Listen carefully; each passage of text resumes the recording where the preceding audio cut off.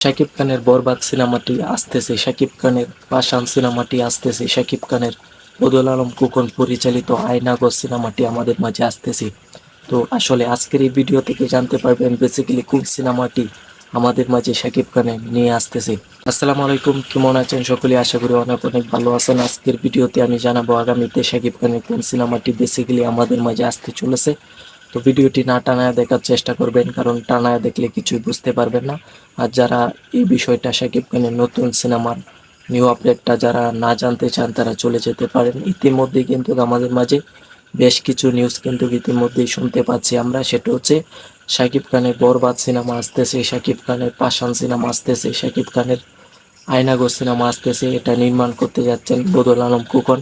তো আমার কথা হচ্ছে, এতগুলা সিনেমা যে নিউজ হচ্ছে, এই সিনেমাগুলোর মাঝে সত্যিকার অর্থে কোন সিনেমাটা আগামীতে আমাদের মাঝে আসতে চলেছে, এই বিষয়টা নিয়ে আসলে কথা বলবো আপনাদের মাঝে। যদি ভিডিওটা সম্পূর্ণ দেখেন তাহলে আসলে আপনাদের মাঝে অনেক বড় বড় একটা আড্ডা দিতে পারবো আমি আশা করি। তো প্রথমে বলে রাখি, ইতিমধ্যে 3টা সিনেমার আপডেট কিন্তু প্রতিনিয়ত আমরা দিয়ে যাচ্ছি। বেসিক্যালি শাকিব খানকে নিয়ে যারা কথা বলে তারা কিন্তু 3টা সিনেমার আপডেটই নিত্যতন বলে যাচ্ছে এবং আমরা কিন্তু শুনে যাচ্ছি। তো বেসিক্যালি আমার কথা হচ্ছে যে আসলে শাকিব খানের কোন সিনেমাটা এই 3টা সিনেমার মাঝে কোন সিনেমাটা আসলে সবের আগে আমাদের মাঝে আসতে চলেছে, তো এই বিষয়টা নিয়ে আগে কথা বলে নেই। প্রথম যে সিনেমাটা সেটার নাম হচ্ছে বরবাদ।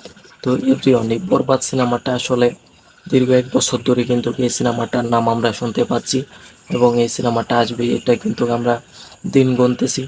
অবশেষে এই সিনেমাটা এখন যা শোনা যাচ্ছে আপডেট, সেটা হচ্ছে খুব শীঘ্রই এই সিনেমার শুটিং শুরু হতে যাচ্ছে। তো বেসিক্যালি আমার কাছে মনে হয় না যে এই সিনেমাটা এখন পর্যন্ত শুটিং শুরু হতে পারে বা এই সিনেমাটা এখন পর্যন্ত খুব শীঘ্রই তৈরি হতে পারে। তো আশা করি আপনারা বুঝে গেছেন যে বরবাদ সিনেমা নিয়ে যে এক্সক্লুসিভ আপডেটটা ছিল, সেই আপডেটটা হয়তো আপনারা বুঝে গেছেন যে বরবাদ সিনেমাটি আসলে কি আসতে চলেছে কি না, বা আসতে পারে কি না পারে। অবশ্যই আপনারা বুঝে গেছেন আমার কথাটি শুনে।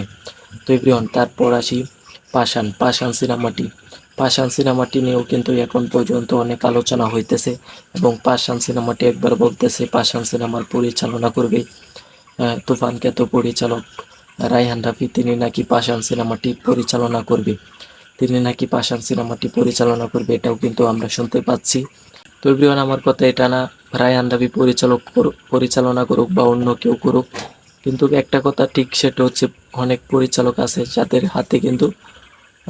যাদের হাতের কাজগুলো হয়তো বা ভিন্ন থাকে, যেরকম রায়হান রাফি। তার হাতে যদি কোনো কাজ শাকিব খানের সাথে হয়, সেটা হয়তো বা অনেক বড় ধামাকা হিসাবে হতে পারে আমাদের জন্য।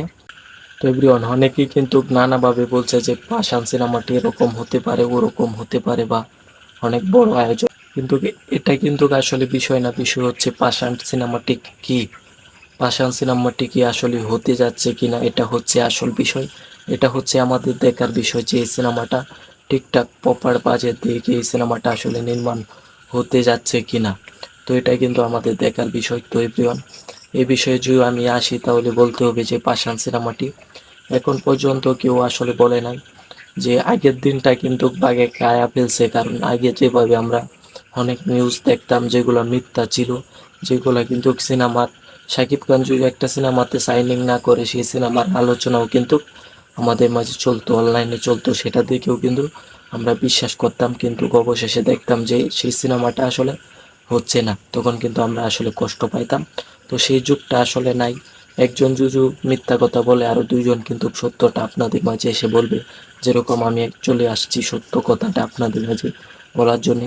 সেদিনে আমরা বিশ্বাস করব যে বরবাদ সিনেমাটি হতে চলেছে, সেদিনে আমরা বিশ্বাস করব যে আসলে পাশান সিনেমাটি হতে চলেছে। যখন এই সিনেমার কোনো নিউজ আমাদের মাঝে সত্যকার অর্থে আসবে, তখনই কিন্তু আমরা বিশ্বাস করব এবং আপনাদের মাঝে বলবো।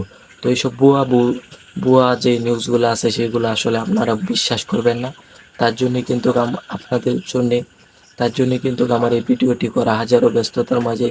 কারণ আপনারা হয়তো বা এই ভুয়া নিউজগুলো দেখে বিশ্বাস করে ফেলতেছেন, কারণ যে সিনেমাতে শাকিব খান কাজ করবে সেটা অবশ্যই আমাদেরকে জানাবেন, তার জন্য ওয়েট করতে হবে।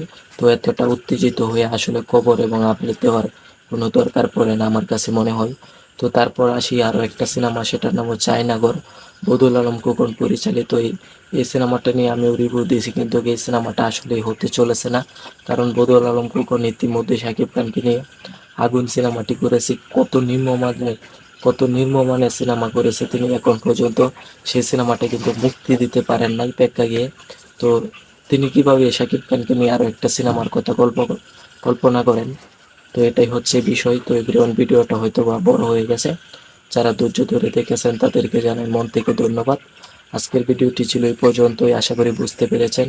আমার জন্য দোয়া করবেন। আসি, আল্লাহ হাফেজ।